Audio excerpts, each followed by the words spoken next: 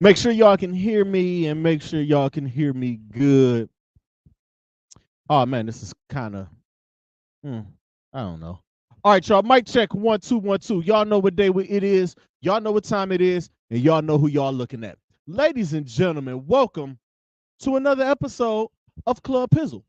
I am, of course, your host Don P. Pizzle, your neighborhood friendly pod guy. I'm no longer using Unk. I'm not gonna use Unk. Shannon Sharp, you got it, big dog. But thank you guys for your continued support of this podcast. Thank you for your continued support of this channel. Thank y'all for thank y'all for y'all support, period. I greatly appreciate it. While y'all in the support mood, make sure you like, subscribe, share, and comment. I can't do this without y'all. I will do this without people, but it makes it possible and I can move on to bigger and better things. But y'all know the motto. We're here for a good time, not a long time. As y'all know, this is the final recording, or I am recording the final time in the home that I am in now. The wife and I have found us a nice new crib, and we will be moving over the weekend. Listen, y'all, I'm moving 5 minutes away from where I'm at now. Even gonna lie to y'all. But this is the last one here. Like, I started this pod in this very basement, not in the very spot that I'm in, but I started this pod with a laptop and a microphone. I'm saying that like I'm ending this. Like, this thing isn't over. It's just the end of this particular space. I'll be moving in a brand new space. Y'all gonna get new looks. I'm playing around with looks. As y'all see, I had to bring out, where am I pointing? Right here. There we go. Right here. Y'all see it. Y'all see I brought out the OG Club Pizzle logo and background. For the background and just the OG logo. I like this logo. I'm gonna put these on some t-shirts. Y'all gonna get Club Pizzle merch. Y'all gonna get all of that stuff here soon. But we're here for a good time and not a long time, because I still got stuff to break down in this basement. I still got to break my desk down here in the studio. I still got to put things away. I still got a little bit of stuff to go, but for the most part, the house is packed up, man. Thank God for my wife. Thank God for Mrs. Pizzle. She is like a freaking superwoman. This house been packed up for 10 days. Living room, dining room, stuff been packed up for days around here, man. I love my wife. She is a superwoman. But let's get to it. We're here for a good time and not a long time. That's my motto. Now, my Cleveland Browns. I hate to bring down the energy in the room or in the space or wherever y'all at, but I haven't talked about it. I was actually gonna cancel today and play hooky and go off and go to the bar and get drunk, but I'm not doing that. I'm going to work at 5 in the morning. But I had to come and talk about these Cleveland Browns. Have to talk about how frustrated I was about the Cleveland Browns. And as y'all know, any Cleveland Browns loss, the following Club Pizzle will be profanity free. Excuse me. And if you catch me using profanity and point it out to me where I said the curse word, I cash app you $50. Let's not forget that. But a very disappointing and upsetting 21-15 loss to the New York Football Giants. I sat here and said last week, it's not a guaranteed dub. They're going to have to come and play. That defensive line is actually pretty darn good.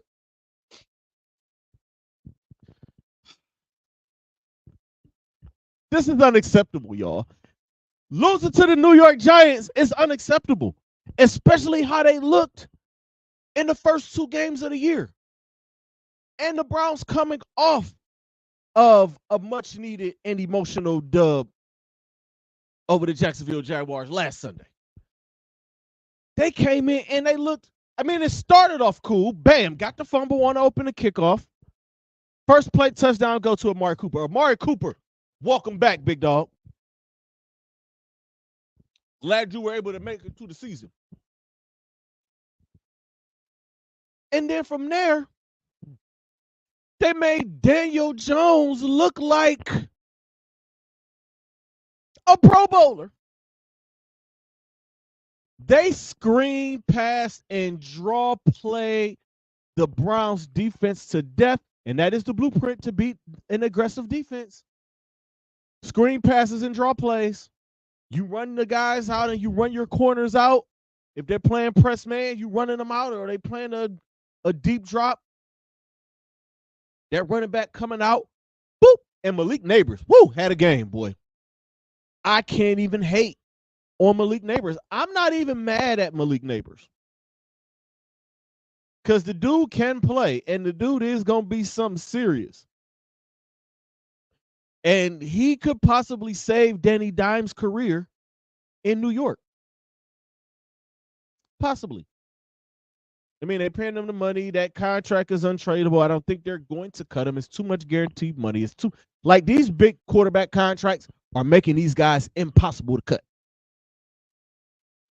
Just because of dead cap and all of that stuff with the salary cap, the cap hits, are they willing to take that cap hit? I don't think so. Do I think the Giants will be bad enough to take Travis Hunter with the number 1 pick or a top 5 pick? Who knows? But it was unacceptable. Draw plays, screen passes. Again, stupid penalties, stupid turnovers. That's the one thing I am always going to say after a Browns loss. And you know why I have to say it? Because every game that they lose, it's always stupid penalties and stupid turnovers. False start here. Illegal hands to the face there. And that roughing the passer was horrible. It was an interception that swung the game. Could have capitalized. Horrible. Stupid penalty, but that was a stupid penalty, but that was a bad play. Our offensive line, man, I really don't even have the words to say it.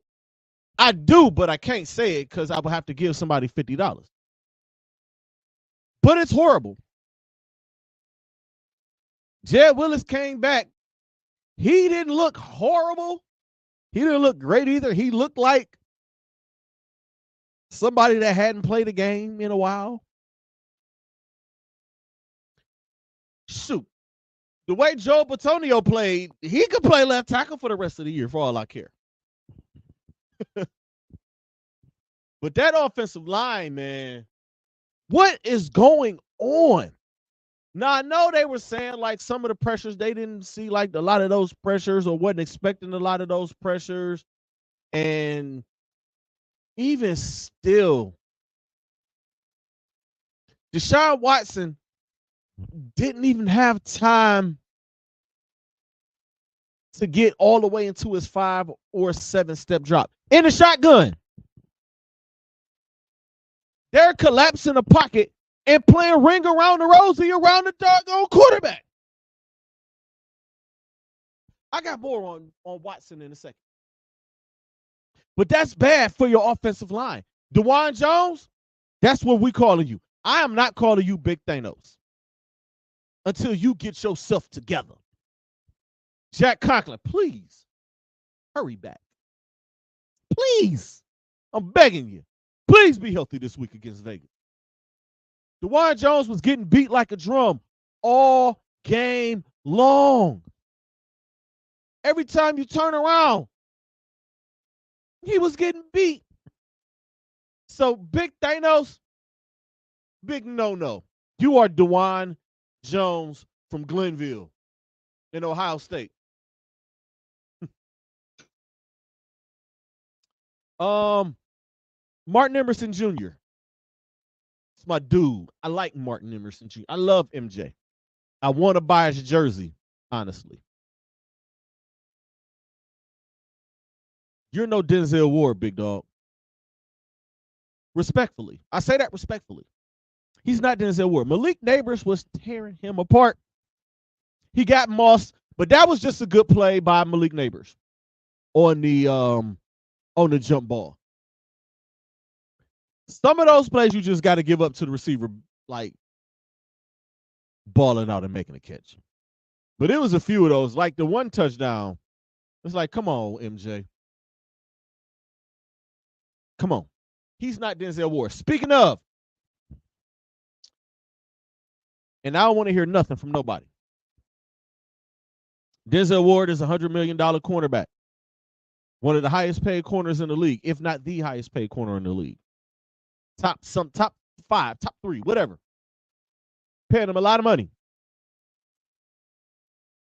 He should be following around the number 1 receiver no matter what. I don't care who it is. I don't care what side that receiver lines up on. Every week, going into the game plan, going in the install, the number 1 receiver should be identified. And he should be assigned to Denzel Ward. Or Denzel Ward should say, I got him. I love that MJ takes that challenge, but that's not your challenge to take. That's Denzel Ward. That is your highest paid guy. Y'all love talking about money. The fans love talking about players and the money that they make. We paying him top dollar. You supposed to be locking down the top receiver. Malik Neighbors. Jamar Chase, the Justin Jeffersons, the Tyreek Hills, the Amon-Ra St. Browns, the DK Metcalfs. That's what you do. That's what he's supposed to do. And I'm not saying that angrily. I'm saying that loud, and I'm saying that because I'm passionate about it, and I really think that's what he should do. And y'all should feel like he should do that too. He can lock dudes down. He would have locked Malik Neighbors down. He would have done a better job than Martin Emerson would have done. That's not being critical of Denzel Ward. And I know y'all be ready to jump on me when I criticize y'all Ohio State guys. When it comes to the pros, I don't give a darn about none of that. And y'all think I pick on him or say what I say about him because he went to Ohio State. But it's funny. I can point out something and y'all are come and run and just throw the positive stuff. Y'all don't do that with never mind. I'm not kicking y'all back in. Look at me. Look me in my face. Don't turn your back to me. Just look me in the face. Okay? Speaking of Deshaun Watson, I need you to play better, man. I need better from Deshaun Watson. I don't need 2020 or 2021 Deshaun Watson. I just need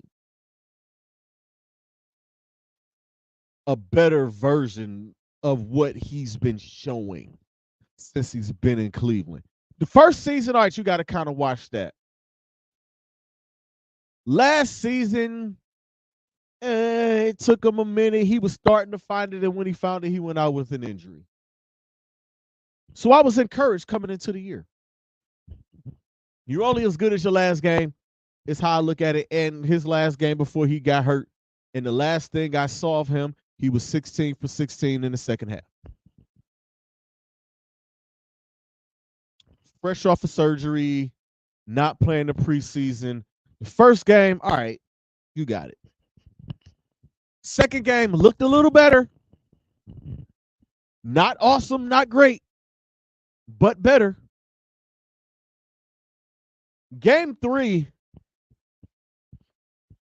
And I get it, behind the bad offensive line, he did what he could. He was doing everything that he could. I'm not even going to get into people with the freeze frames on the plays, because I promise y'all I did that with PJ Walker last year, and people was still arguing me down about Deshaun Watson. So I'm not even going to talk to y'all about that, because y'all are not even qualified to talk about that to me anymore. I just need him to be better. I need his decision making to be quicker. I also need Kevin Stefanski and Ken Dorsey to figure out this whole play calling thing. Is it Ken Dorsey's playbook, or is it a combined playbook? Or have they, like, do they have their own their playbook together? Because honestly, I'm starting to grow weary of Kevin Stefanski and his play calling. And it's only during the losses. When they win, it's like, all right, I see why he calls the plays. He does make some good play calls. He drew them up. But if this isn't his playbook, why is he calling the plays? Is my question. Speaking of, like, calling plays, where are the bootlegs? You got to run bootlegs, because this offensive line can't hold nothing. They can't hold water. They can't hold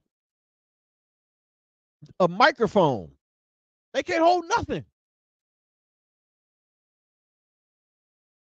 Bootleg Watson out. Get him on the move. Get him where he can make plays. Yeah, I know when you're rolling out, you're cutting off half the field. I get it. I understand it. Him standing in the pocket in the middle of the field is not helping either, because he don't have time back there. Now, granted, he is holding on to the ball too long at times. Most of the time. 3 seconds is a long time.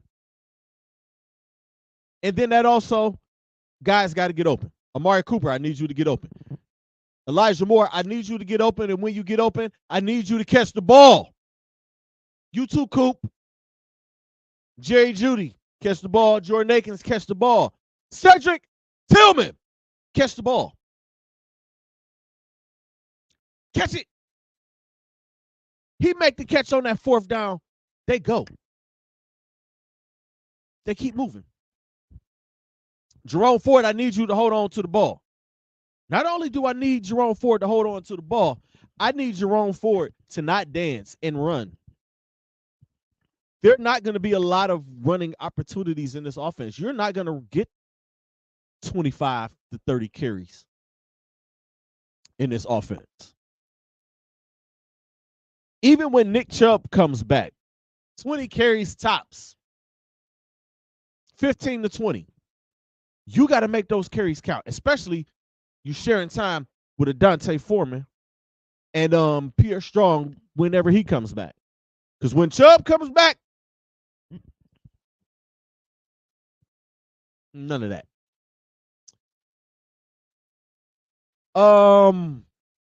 Defensively, I can't be too mad at the defense, because the defense did hold it down after the halftime. They made some adjustments. They did better in the second half than they did in the first. Got to get more pressure on the quarterback. But they weren't getting pressure. They just was getting screened to death.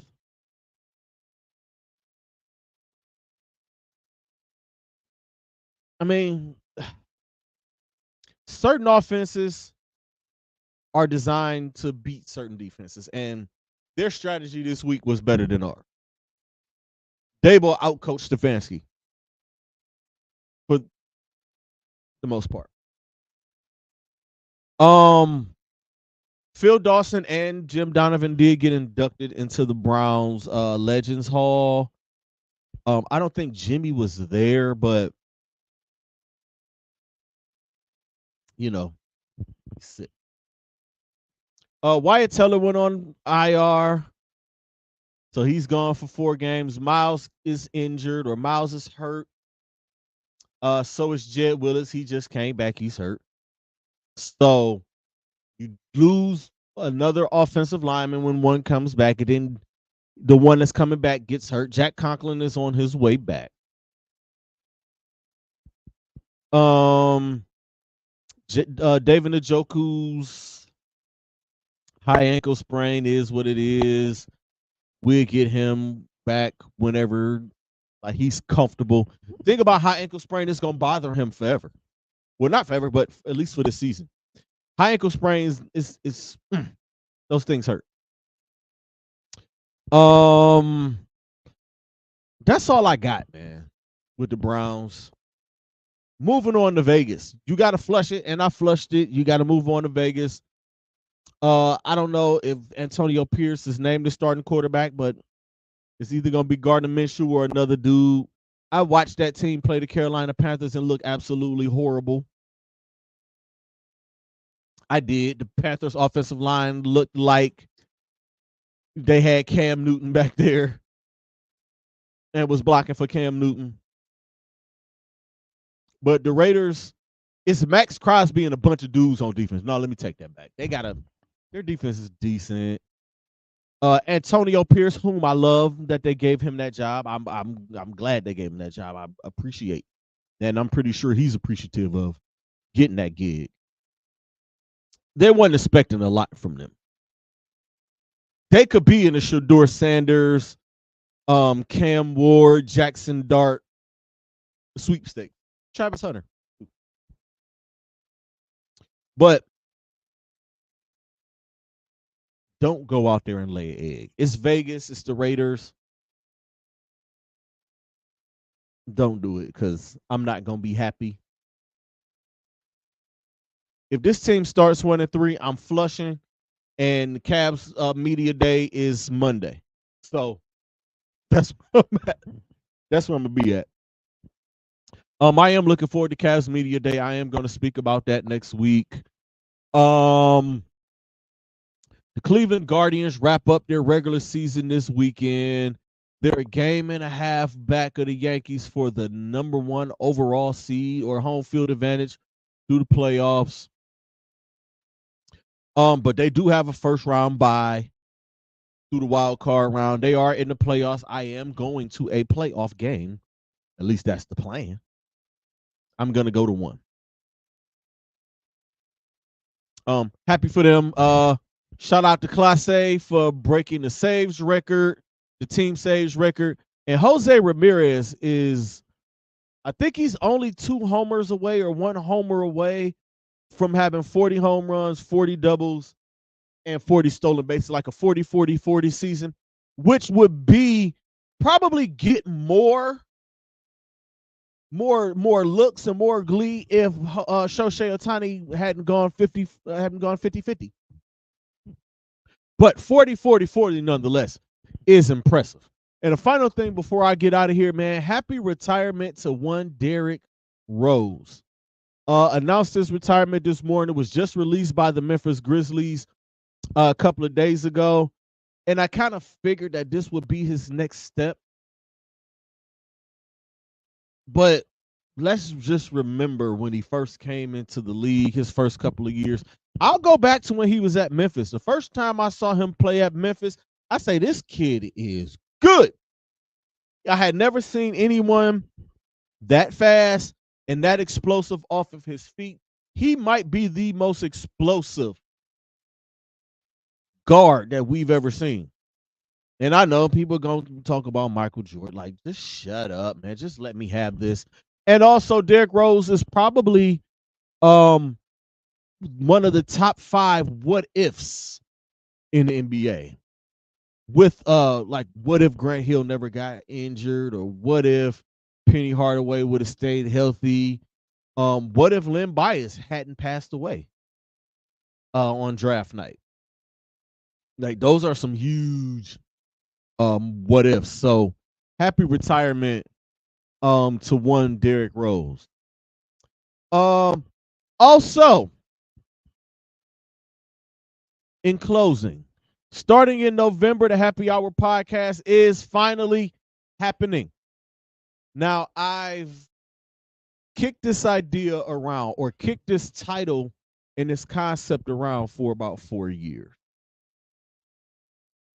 My first idea, it was going to be a sports talk show with my dude G Ice. And Club Pizzle was just gonna be like a spinoff of that. No, wait, let me rewind. The Happy Hour podcast was supposed to be myself and G Ice. It never came to fruition. Work schedules and families and everybody's being busy. Then I thought it was gonna be me and another group of my guys. It was G Ice included, myself, my guy Tino, and my guy Waverly West. We were gonna do it, and it just never happened. And this was during my 1 year leave after Fall Through the Stoop fell through. This is just confessional time right here, man. We done talking to sports. I said what I needed to say.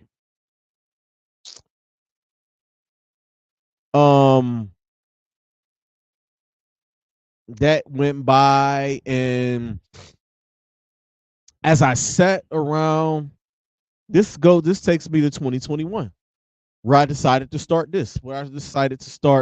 Club Pizzle, which was going to end up being the sports show after the other iteration of the Happy Hour podcast was going to be what it was. So Club Pizzle takes off. Club Pizzle gets nominated. Club Pizzle is doing very well, starting here in this basement. And the Happy Hour podcast ideas started to get kicked around again. And me and the guys could never get our schedules together to get it done. And that's no fault of theirs. That's just the way of the world. And at a certain point, it was like, all right, I got to move on. I got to go do what I do, which is why Club Pizzle is started. And I let this name sit idly by for that much longer, and I started to conjure up some other ideas. And I just looked around the landscape of my city, and I look at what is going on nationally. I look at the bigger podcasts. I look at the Drink Champs and the Joe Budden podcast and the and $1 Million Worth of Game, and I look at the Breakfast Club, and I look around at the city of Cleveland and the local rap scene, being a former local rapper myself, and there's not many platforms for them to go on to talk. And there are not many people who are good enough to interview. DJ Chris Styles is about the best one that you got out here that do it. My guy Lex Vegas does it, but he's geared more towards the comics. And y'all know me, man. I'll speak my mind and I'll say, hey, this needs to happen. This needs to happen. There are a couple of other people out there. Salute to y'all, but it's not enough for me. It's not good enough for me. So, with that being said, I'm going to do a lot of stuff with independent artists. Make sure y'all hit me up. happyhourpod216@gmail. Send y'all music there. If y'all have music on streaming, DM me, inbox me. Pod Guy 216 or Club Pizzle 216. Send me those links. I do have a list, and starting in November, the Happy Hour podcast is happening. I have to do what I have to do for the culture here in the city of Cleveland. That's just how I feel. Now, granted, Club Pizzle is still going to go on as usual. Tuesday night's main event is still going to happen, and full disclosure is on its way back. I'm just trying to get this move out of the way. I've talked to Jocelyn, and me and Jocelyn are going to get that ball rolling. I do have another pod that I am going to do, but I am going to launch it in 2025 because I'm not launching any more pods in 2024. So Happy Hour Podcast is starting in November. I am going to be interviewing rappers, actors, podcasters, creators, comedians, producers, film directors, you name it. Contact me, hit me up, schedule your interviews, and we can do it virtually. Y'all can't come to my fucking house. My house. Y'all can't come to my house.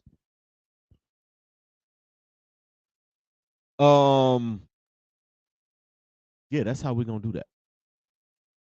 And yes, man, this is the final show here. Again, as I said, I'm not gonna miss this place, but I'm gonna miss this place just because this is where I started this whole journey.